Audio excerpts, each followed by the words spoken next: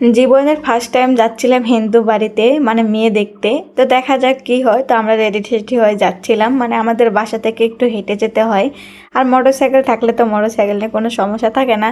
আর যেহেতু দূরের রাস্তা যাচ্ছিলাম সেই জন্য হাঁটে হাঁটে যাচ্ছিলাম, মানে গাড়িতে করে যাব, মানে বাসা থেকে হাঁটে যাচ্ছিলাম। তো এদিকে ভিডিও করতেছিলাম আর যাচ্ছিলাম, যেহেতু রাস্তা মানুষজন যাচ্ছিল দেখতেছিল। তো আমাকে নাকি খুব সুন্দর লাগতেছিল, যারা যারা আমাদেরকে চেনে তারা বলতেছিল যে বৌমাকে সুন্দর লাগতেছিল, আলহামদুলিল্লাহ।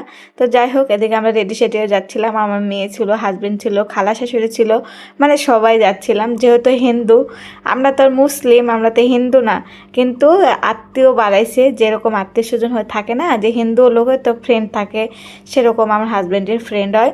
তো ওনার যেহেতু একটা মেয়ে দরকার, মানে বিয়ে করতে হবে, সেহেতু আমার খালা শাশুড়িকে বলছিল।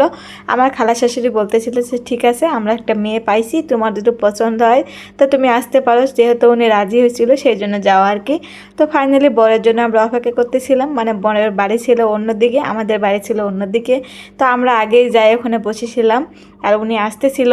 তো বসে অপেক্ষা করা ছাড়া কোনো উপায় ছিল না, ওনার মার সঙ্গে আসবে সেই জন্য আর কি। তো আমরা যাত্রীবাহী বহনে ওখানে বসেছিলাম, আমার মেয়ে তো ললিপপ খাচ্ছিল আর অনেক মজা করতেছিল। তো ফাইনালি আমার শ্বশুর বাড়িতে আমরা চলে আসি।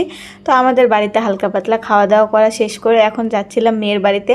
এই যে সেই জামাই জামাই দেখতে পাচ্ছেন, উনি যাচ্ছিল মেয়ে দেখতে। যদি পছন্দ হয় তো আমাদের ভিতরে তো পছন্দ হলে তো বিয়ে করে ফেলি ওই দিনই, আর ওনাদের ভিতরে তো সেটা না, যদি পছন্দ হয় তো পরেও সেটা জানাবে। আবার ওনারা দেখতে যাবে, যাওয়ার পরে তারপরে বিয়ে শাদী হবে, একবারে হয় না। তো ফাইনালি মেয়ের বাড়ি চলে আসছিলাম।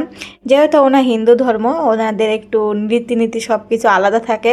প্রথমে কোলাকুলি করে তারপরে পায়ে সালাম করে।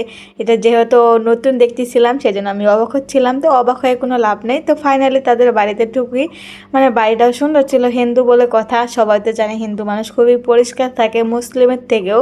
তো যাই হোক, এমনি সব কিছু সুন্দরই ছিল। মানে এই বিল্ডিং বাড়ি করছিল, নিচে এখনও কাঁচা ছিল। সবার সাধ্য মতো যারা যেরকম করতে পারে, সবাই তো আর এক না। তো গেছিলো, এখন ভিতরে আমাদেরকে বসতে দিচ্ছিল। তো বসা শেষ, এখন আমরা চলে আসছি মানে দুপুরে ডিনার করতে। তো ডিনারে দিছিল, প্রথমে দিছিল ভাজি আর একটা করে মানে বড়া। বড়া বলতে যে আমরা বলে থাকি বেগুনি, তো ওনারা বড়া বলে। তো যাই হোক, ওটা দিয়েছিল ফার্স্ট টাইম। তো আমি দেখতেছিলাম, সবাইকে একটু ভিডিও করতেছিলাম, সবাই এখানে খেতে বসছিল। ওনারা নাকি এইভাবে আত্মীয় স্বজনদের খাইতে দেয়। তো জীবনের ফার্স্ট টাইম আমি গেছিলাম। আর আমার মেয়ে সবার থেকে পাঁপড়গুলি নিয়ে এক জায়গায় করে রাখছিল, ও মানে ভাত খাবে না, পাঁপড় খাবে। ভাজি এগুলো খাওয়ার পরে চলে আসছিলো, মানে রসুন পেঁয়াজ ছাড়া মাছের ঝোল। তো আমার খেতে একটু অসুবিধাই হচ্ছিলো, কিন্তু এত মানুষের ভিড়ে তো বলা যাবে না। তো যেইভাবে হোক আল্লাহর রহমতে খাইছিলাম। তো খাওয়ার পরে শেষের দিকে আসছিলো একটু চাটনি, টমেটো চাটনি আর দই মিষ্টি। মানে যতটুকু পারছে, গরিব মানুষ হিসাবে সবটুকু দিয়ে করতে পারছে, আলহামদুলিল্লাহ। যেটা করছে এটাই অনেক কিছু। আমি যে জীবনে ফার্স্ট টাইম হিন্দু বাড়ি গেছি, খাইছি, এটাই তো আলহামদুলিল্লাহ। তো সবার খাওয়া দাওয়া শেষ করে এখন চলে আসছিলাম মেয়ে দেখতে। এই যে ফাইনালি মেয়ে চলে আসছে মানে দেখাইতে। আমরা খলার মধ্যেই বসছিলাম, যেহেতু মানে বাড়িটা ছোট ছিল, বাড়ির মধ্যে সব লোকজন একটু গিজি গিজি হচ্ছিল, সেই জন্য আর কি। ওই জন্য খলার মধ্যে চেয়ার দিছিল সবাইকে বসার জন্য। তো মেয়ে ফাইনালি আসে, সুন্দর করে বসে। ওনাদের ভিতর নাকি শাড়ি পরাইতে হয়, সেজন্য শাড়ি পরে চুল টুল খুলে আসছিল। যেহেতু দেখতে চাইতেই পারে চুল বেঁধে রাখলে, সেজন্য আগে থেকে খুলে রাখছিল। এমনি মেয়ে বয়স কম, সুন্দর আছে দেখতে, ছেলের বয়স বেশি। তো দেখা যাক, ভাগ্যে যদি ওনাদের থাকে তাহলে তো বিয়ে শাদী হবেই।